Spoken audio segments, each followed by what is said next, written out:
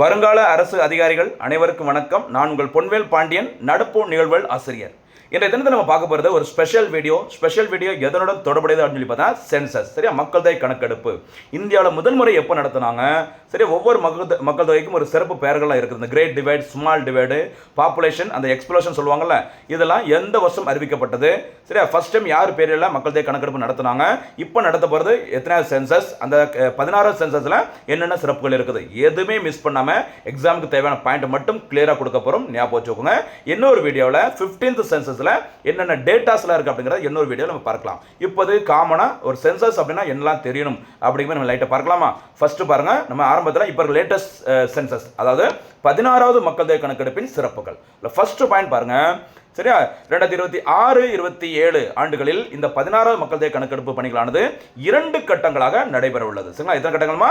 2 கட்டங்களாக நடைபெற உள்ளது. சரிங்களா, அதில் பாருங்க, 2026 ஏப்ரல் 1ஆம் தேதியில் இந்தியாவின் ஒரு சில இடங்களில் அந்த முதற்கட்ட பணிகள் தொடங்கிட்டாங்க. இந்த முதற்கட்ட அந்த மக்கள் தொகை கணக்கெடுப்பு பணியில் என்ன செய்வாங்க அப்படின்னா, வீடுகள் தொடர்பான கணக்கெடுப்பு நடத்தப்படும். சரியா, ஒரு வீடுகள் அப்படின்னா என்னென்ன வசதிகள் இருக்குது? ஃபர்ஸ்ட் அந்த வீடு என்ன வீடு?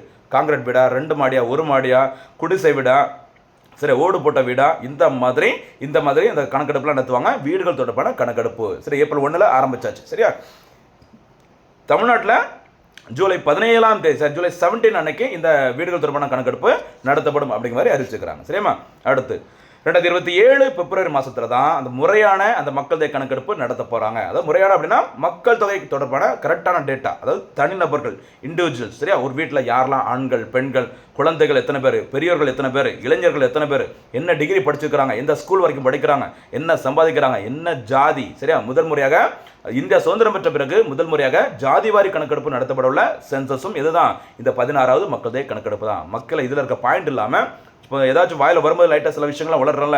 இப்போ இந்த சுதந்திரம் பெற்ற பிறகு 8வது கணக்கெடுப்பு, முதல் முறையாக ஜாதிவாரி கணக்கெடுப்பு, இதெல்லாம் நோட் பண்ணிக்கோங்க. எக்ஸ்ட்ரா பாயிண்ட்டுக்கு ரொம்ப யூஸ்ஃபுல்லாக இருக்கும். சரியா, ஓகே. அடுத்தபடியாக சுதந்திரம் பெற்ற பிறகு நம்ம ஏற்கனவே சொன்னதுதான் நடைபெறும் 8வது மக்கள் தொகை கணக்கெடுப்பு இதுவாகும். 7வது மக்கள் தொகை கணக்கெடுப்பு சுதந்திரம் பெற்ற பிறகு 2011 நடத்தினாங்க. அது 15th சென்சஸ். இப்போ நடத்த போற 16th census after independence Delhi பார்த்தீங்கன்னா 8th சென்சஸ். ஞாபகம் வச்சுக்கோங்க. சரியாமா, அடுத்து இந்த 16வது மக்கள் தொகை கணக்கெடுப்பின் ஒரு ஸ்பெஷல் பிராண்ட் அம்பாசிடர் அப்படிங்கிற மாதிரி யாரை அறிவிச்சிருக்கான்னு சொல்லி பார்த்தீங்கன்னா, உலக புகழ்பெற்ற அந்த மணல் சிற்ப கலைஞர் ஒடிசா மாநிலத்தை சேர்ந்த திரு சுதர்ஷன் பட்நாயக் அவர்கள் தான் இந்த 16th சென்சஸோட இந்த சிறப்பு தூதராக, பிராண்ட் அம்பாசிடராக அறிவிச்சிருக்கிறாங்க இந்திய அரசு. சரிங்களா, அதே மாதிரி இந்த 16th சென்சஸுக்கான அதிகாரப்பூர்வ சின்னங்கள், அந்த மஸ்கட்ஸ் அப்படி சொல்லுவாங்கல்ல, எதுன்னு பார்த்தீங்கன்னா, ஒன்று பிரகதி, என்னன்னு பார்த்தீங்கன்னா விகாஷ். இதில் பிரகதி அப்படிங்கிறது பெண்களை குறிக்கும், விகாஷ் என்பது ஆண்களை குறிக்கும். மறக்காதீங்க, ரொம்ப சூப்பரான செய்தி, விட்டுறாதீங்கம்மா. ஒரு டிஃபரெண்டாக இருக்கு, விட்டுறாது. சரி, விகாஷ். இந்த விகாஷ்ங்கிற பேர் வேற எங்கெல்லாம் கேள்விப்பட்டிருக்கும்? இந்தியாவில் இஸ்ரோ பயன்படுத்தக்கூடிய அந்த ராக்கெட்ல பயன்படுத்தக்கூடிய அந்த இன்ஜினுக்கு தான் என்ன பேர் சொல்லுவாங்க? விகாஷ். விகாஷ் அப்படிங்கிறது விக்ரம் சாராபாய், இந்திய விண்வெளித்துறையின் தந்தை என்று அழைக்கப்படும் விக்ரம் சாராபாய் அவர்களோட பேர் தான் ஷார்ட்டா விகாஷ் சொல்லுவாங்க. ஞாபகம் வச்சுக்கோங்க. இங்க விகாஷ் அப்படிங்கிறது ஆண்களை குறிக்கும் அப்படிங்கிற மாதிரி சொல்லியிருக்கிறாங்க. சரியாமா, அடுத்த பாயிண்ட் பாருங்க. இந்த 16வது மக்கள் தொகை கணக்கெடுப்பின் சிறப்புகள் எவை அப்படின்னு பாருங்க. நம்ம ஏற்கனவே சொன்ன ஃபர்ஸ்ட் பாயிண்ட் தான். ஃபர்ஸ்ட் டைம் பார்த்தீங்கன்னா இந்த சென்சஸ் வரலாற்றில் இந்தியாவில் முதல் முறையாக டிஜிட்டல் முறையில் தகவல்கள் சேர்க்கப்படுகிறது. சரியா, ஜாதிவாரி கணக்கெடுப்பும் நடத்தப்படுகிறது. சரி, இந்தியா சுதந்திரம் பெற்றதுக்கு முன்னாடி எப்போ 1931 நோட் பண்ணிக்கோமா. 1931 இந்தியாவில் பார்த்தீங்கன்னா இந்த ஜாதிவாரி கணக்கெடுப்பு நடத்தப்பட்டது. சுதந்திரம் பெற்ற பிறகு நடைபெறுகிற இந்த 16வது மக்கள் தொகை கணக்கெடுப்பு, அதாவது ஓவராலாக பார்க்கும்போது 16வது, சுதந்திரம் பெற்ற பிறகு 8வது சென்சஸில் தான் இந்த ஜாதிவாரி கணக்கெடுப்பு நடத்த போகிறாங்க 1931க்கு பிறகு. ஏன்னா இப்போ நடக்கிறதுனால இதுக்கு முன்னாடி எப்போ நடந்தது அப்படின்னு கேட்கலாம். கொஞ்சம் கவனமாக இருந்துக்கோங்க. அடுத்து அந்த டிஜிட்டல் முறையில் அந்த தகவல்கள் சேகரிக்கப்படும் சொன்னல, இதில் மக்கள் தாங்களாகவே ஆன்லைனில் தங்கள் விவரங்களை பதிவு செய்யும் வசதி அறிமுகப்படுத்தப்பட்டுள்ளது. இந்த வசதியில் இருக்கிறதுக்கு அப்புறமா சரியா, இந்தியன் முதல் ஃபர்ஸ்ட் சிட்டிசன் யாருமா? இந்தியன் முதல் குடிமகன் இந்திய குடியரசுத் தலைவர் திரௌபதி முர்மு அவர்கள் சரியா தங்கள் சம்பந்தப்பட்ட எல்லா விவரங்களையும் சரியா பதிவு செஞ்சிருக்கிறாங்க இந்த மக்கள் தொகை கணக்கெடுப்புக்காக. சரியா, முதல் நபரா எல்லா தகவலையும் அந்த வழங்கிய பிறகுதான் இந்தியாவில் இந்த கணக்கெடுப்பு பணிகள் சரியா சில இடங்களில் தொடங்கி இருக்கிறாங்க. என்னைக்கு டேட்ல? ஏப்ரல் 1, 2026. ஓகேவா, அடுத்து இந்த மக்கள் தொகை கணக்கெடுப்பு அடிப்படையில் சரியா லோக்சபா, மக்களவை மற்றும் சட்டமன்ற தொகுதிகளில் மறுவரையறை செய்யப்பட உள்ளது. மறக்காதீங்க. சரிங்களா, ஓகேவா. நம்ம ஏற்கனவே பார்த்தோன்னா இதில் ஒரு எக்ஸ்ட்ரா பாயிண்ட் நோட் பண்ணிக்கோங்க. மே 23 எப்போமா மே 23 சரி மே 28 சாரி மே 28 2023 இந்தியாவில் புதிய பாராளுமன்றம் திறக்கப்படும். சார் நியூ பார்லிமெண்ட் ஓப்பன் பண்ணாங்க 2023. இந்த 2023 திறக்கப்பட்ட புதிய பார்லிமெண்டத்திற்கு என்ன பேர்? சன்ஷாத் பவன். என்ன பேருமா? சன்ஷாத் பவன் சொல்லுவாங்க. இந்த புதிய பார்லிமெண்டத்தில் மொத்தம் 1272 1272 சரியா, அதாவது லோக்சபா ராஜ்யசபா எம்பிக்களோட மொத்த எண்ணிக்கை 1272 பேர் அமர்ற மாதிரி உட்கார்ந்துருக்க மாதிரி அவ்வளவு பெரிய பார்லிமெண்ட்டாக ஓப்பன் பண்ணிக்கிறாங்க. எல்லாமே எதை மைண்டில் வச்சுட்டு தான் இந்த நியூ சென்சஸில் மக்கள் தொகை எண்ணிக்கை அதிகரிக்கும், தொகுதிகள் மறுவரை செய்ய வேண்டியது இருக்கும். அதை மைண்டில் வச்சுட்டு தான் அந்த புதிய பார்லிமெண்டத்தில் அந்த எண்ணிக்கை சரியா பாராளுமன்ற உறுப்பினர் எண்ணிக்கை அதிகரித்து புதிய பார்லிமெண்டம் உருவாக்கப்பட்டுள்ளது. சரியாமா? ஓகே. 2027 ஆண்டிற்கான இந்திய மக்கள் தொகை கணக்கெடுப்பின் ஆணையர் மற்றும் இந்திய பதிவாளர் யார் சொல்லி பார்த்தோன்னா register general and census commission of India யார் மாதிரி திரு மிருதுஞ்சய் குமார் நாராயண் அவர்கள். மறக்காதீங்க, ஒரு IAS ஆஃபீஸர் சரிங்களா. அடுத்தபடியாக இதுக்கு முன்னாடி 2011 நடத்தப்பட்ட 15வது மக்கள் தொகை கணக்கெடுப்பில் ஆணையராக இருந்தவர் திரு சந்திரமௌலி. மிஸ்டர் சந்திரமௌலி அப்படி சொல்லுவார் அந்த நடிகர் கார்த்திக், அந்த மாதிரி சந்திரமௌலி. இங்கே பார்க்குறது நாராயண் அவர்கள், MK நாராயண் அவர்கள், மறந்துடாதீங்க. அடுத்து இந்த 16 சென்சஸ் பார்த்தீங்கன்னா மொத்தம் 16 மொழிகளில் நடத்தப்படுகிறது. நீட் எக்ஸாம் நீட் தேர்வு அது 13 மொழிகளில் இந்தியாவில் நடத்தப்படுகிறது. இந்த 16 சென்சஸ் பார்த்தீங்கன்னா 16 மொழிகளில் நடத்தப்படும் அப்படின்னு சொல்லி அறிவிச்சிருக்கிறாங்க. சரியா? சூப்பரான செய்தி, விட்டுறாதீங்க. இது வந்துட்டு இன்னைக்கு 16 சென்சஸ் பற்றி பார்த்துருக்கோம். இனிமேல் நம்ம போகிறது கொஞ்சம் பின்னணி, இந்தியாவில் மக்கள் தொகை கணக்கெடுப்பு. சரியா பாருங்க. முதல் முறையாக இந்தியாவில் சென்சஸ் நடத்தப்பட்ட வருஷம் 1872. சரி, 1872 யாரோட பீரியட் பாருங்க? லார்ட் மேயோ அவர்கள் காலத்தில் 1872 நடத்துகிறாங்க. அதுக்கப்புறம் பாருங்க முதல் முறையாக முறையான மக்கள் தொகை கணக்கெடுப்பு ஃபர்ஸ்ட் ரெகுலர் சென்சஸ் நடத்தப்பட்ட வருஷம் 1881 சரியா, யாரோட பீரியட்ல? Lord Ripon. அது என்ன முறையான மக்கள் தொகை கணக்கெடுப்பு?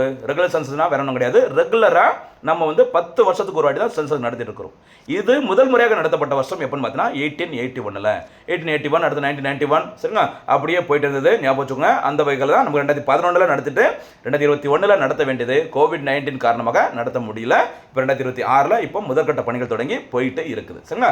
அப்போ ஃபர்ஸ்ட் சென்சஸ் நடத்தப்பட்டது எப்போ? 1872 லார்ட் மேயோ. செகண்ட் சென்சஸ் பார்த்தீங்கன்னா 1881. அந்த 1881 சென்சஸ் தான் இந்தியா ஃபர்ஸ்ட் ரெகுலர் சென்சஸ். ஞாபகம் வச்சுக்கோங்க. இது யார் பேரில் ஃபர்ஸ்ட் சென்சஸ் கேட்டா லார்ட் மேயோ. சரியா, ஃபர்ஸ்ட் ரெகுலர் சென்சஸ் யார் பேரில் ஃபர்ஸ்ட்னு கேட்டா லார்ட் ரிப்பன். ரெண்டே மறந்துடக்கூடாது. சரியா, ஃபர்ஸ்ட் சென்சஸ் முதல் முறையாக கேட்டா லார்ட் மேயோ, செகண்ட் சென்சஸ் கேட்டா ரிப்பன். ரெண்டு பேரோட ஃபர்ஸ்ட் லெட்டர் பாருங்க, எம் ஆர்னு வரும், மிஸ்டர் வரும். ரெண்டு பேரும் சேர்த்தா தமிழில் சேர்த்தா அங்கே மேயோக்கு மே, ரிப்பனுக்கு ரீ சேர்த்தா சரி மேரிங்கிற பேர் வரும். கன்ஃபியூஸ் ஆகாமல் ஈஸியாக ஞாபகம் வச்சுக்கோங்க. சரியாமா? அடுத்தபடியாக year of population great divide அப்படின்னு சொல்லிட்டு எந்த ஆண்டை அறிவிப்பாங்கன்னு கேட்டீங்கன்னா 1921. சரியா, மக்கள் தொகை கணக்கெடுப்பின் பெரும் பிளவு ஆண்டு அப்படிங்கிறது எந்த வருஷம் சொல்றாங்க? 1921. அது என்ன பெரும் பிளவு அப்படின்னு பார்த்தீங்கன்னா, பெரும் பிளவு கேப், அந்த வேரியேஷன், அதாவது மக்கள் தொகை எண்ணிக்கை அதிகரிக்கிறது, அன்ஸ்டேபிள் கண்டிஷன், சரி நிலையற்ற தன்மையில் இருக்கும். சரிங்களா, திடீர்னு மக்கள் தொகை எண்ணிக்கை அதிகரிக்கும், திடீர்னு பார்த்தீங்கன்னா கம்மியாயிரும். அந்த வேரியேஷன் வந்து அதாவது நிறைய நோய்கள்.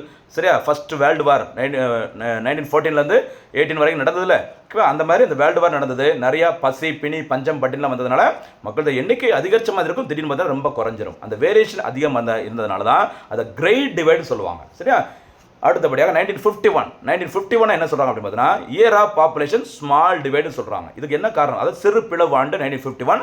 அதுக்கு என்ன காரணம் அப்படின்னா 1921 அந்த வேரியேஷன் அதிகமாக இருந்ததுல, அந்த வேரியேஷன் இதில் குறைய ஆரம்பிச்சிருக்குது. சரி, அந்த நிலையற்ற தன்மை, மக்களோட எண்ணிக்கை அதிகரிக்கிற அந்த நிலையற்ற தன்மை குறைய ஆரம்பிச்சது 1951. அதனால தான் அதை இயர் ஆஃப் பாப்புலேஷன் ஸ்மால் டிவைடுன்னு சொல்லுவாங்க. ஞாபகம் வச்சுக்கோங்க. சரிங்களா, அதுக்கப்புறம் நடுவில் ஒரு வருஷம் பாருங்க 1931 தான் இந்தியாவில் சென்சஸ் அறிமுகப்படுத்தப்பட்ட பிறகு முதல் முறையாக ஜாதிவாரி கணக்கெடுப்பு நடத்தப்பட்டது. சார், இந்த காஸ்ட் வைஸ் சென்சஸ் நடத்துக்கிறாங்க 1931. அதுக்கு பிறகு சரியா இப்போ நமக்கு தொடங்கி இருக்கிற அந்த 16வது மக்கள் தொகை கணக்கெடுப்புல தான் ஜாதிவாரி கணக்கெடுப்புகள் நடத்தப்படும் அப்படிங்கிற மாதிரி அறிவிச்சுக்கிறாங்க. இப்போ ஃபர்ஸ்ட் டைம் 1931. இப்போ பார்த்தீங்கன்னா 2026 மறக்கக்கூடாது. சரி, 2026 27 எத்தனை சென்சஸ்ல? 16வது சென்சஸ். சுதந்திரம் பெற்ற பிறகு 8வது சென்சஸ்ல தான் இந்த ஜாதிவாரி கணக்கெடுப்பு நடத்த போறாங்க. ஓகேவா? இயர் ஆஃப் பாப்புலேஷன் எக்ஸ்ப்ளோஷன், மக்கள் தொகை வெடிப்பு ஆண்டு அப்படிங்கிறத எதை சொல்லுவாங்க அப்படின்னா 1961 சொல்றாங்க. அது ஏன் மக்கள் தொகை வெடிப்பு ஆண்டுன்னு சொல்றாங்க அப்படின்னு பார்த்தீங்கன்னா, பிறப்பு விகிதம் அதிகரிச்சுட்டே இருந்தது, ஆனால் எது குறைய ஆரம்பிச்சிருக்குது?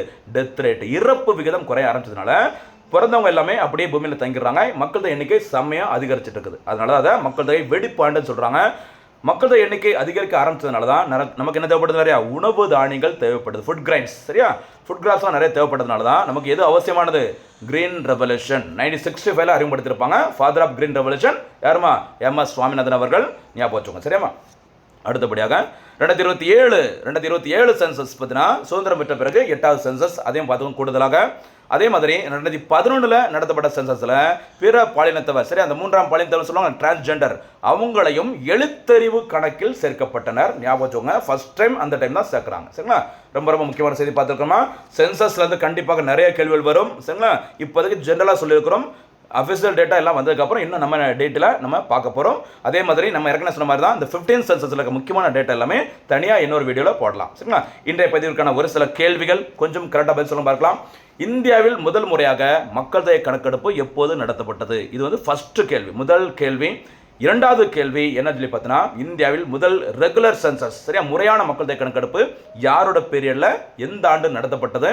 மூன்றாவது சூப்பர் சென்ஸ் கேள்வி, மக்கள் தொகை கணக்கெடுப்பின் இந்த பெரும் பிளவு ஆண்டு எந்த ஆண்டு அழைக்கப்படுகிறது? Sir, population, year of population, great divide. அப்படியே நாலாவது கேள்வியா ஸ்மால் டிவைட் எந்த வருஷம் அப்படிங்கிறது கரெக்டாக பதில சொல்லுங்க. அடுத்து 5வது கேள்வி, மக்கள் தொகை வெடிப்பு ஆண்டு, சரியா, இயர் ஆஃப் பாப்புலேஷன் எக்ஸ்ப்ளோஷன் என்று அழைக்கப்படுவது எது? அதே மாதிரி இந்தியாவில் முதல் முறையாக எந்த ஆண்டு ஜாதிவாரி கணக்கெடுப்பு நடத்தப்பட்டது? சமீபத்தில் எந்த சென்சஸில், எத்தனை சென்சஸில் மீண்டும் ஜாதிவாரி கணக்கெடுப்பு நடத்த போகிறாங்க? இதற்கான பதில்களை சூப்பராக பொறுமையாக வீடியோ பார்த்துட்டு பதில்களை சொல்லுங்கள், தேர்வில் வெற்றி பெறுங்கள். நம்மளுடைய ஹார்ட் ஒர்க் பிடிச்சிருந்தா நம்ம சேனலை லைக் பண்ணிக்கோங்க, சரி, சப்ஸ்கிரைப் பண்ணி வச்சுக்கோங்க. ரொம்ப ரொம்ப முக்கியமானதுமா, ஏன்னா அது எனக்கு ஒரு என்கரேஜிங்காக இருக்கும். கேள்விகளுக்கு கரெக்டாக பதில் சொல்லுங்கள், விட்டுறாதீங்க மக்களே. இந்த வருஷம் அரசு பணியை நம்ம உறுதி செஞ்சு ஆகணும். மீண்டும் சந்திக்கலாம். நன்றி, வணக்கம்.